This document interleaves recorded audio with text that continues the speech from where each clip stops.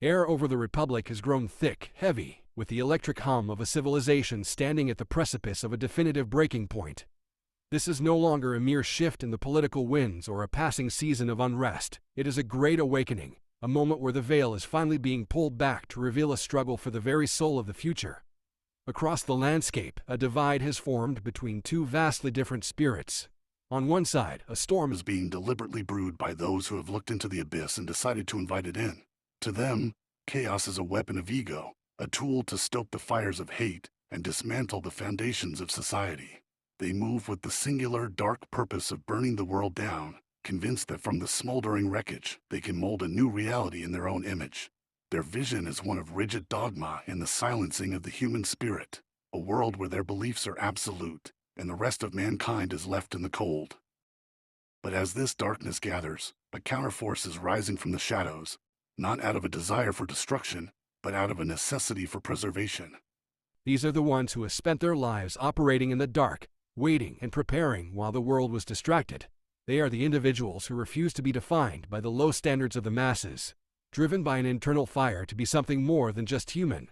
While they have been let down by others time and again, they have used that disappointment to forge a self-reliance that is unbreakable.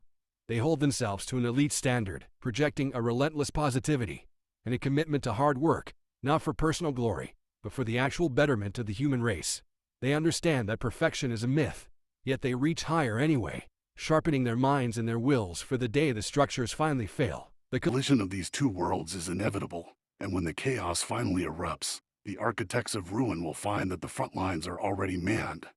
They will meet a wall of tempered steel, people who have mastered themselves long before they were ever asked to lead.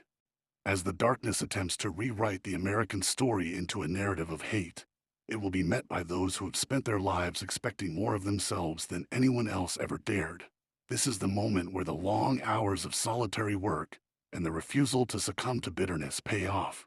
In the crucible of this civilizational awakening, the world will not be rebuilt by those who seek to destroy, but by the sentinels who stood their ground, held their light high, and proved that the human spirit is capable of achieving a performance far beyond the reach of those fueled by hate. Waiting is over.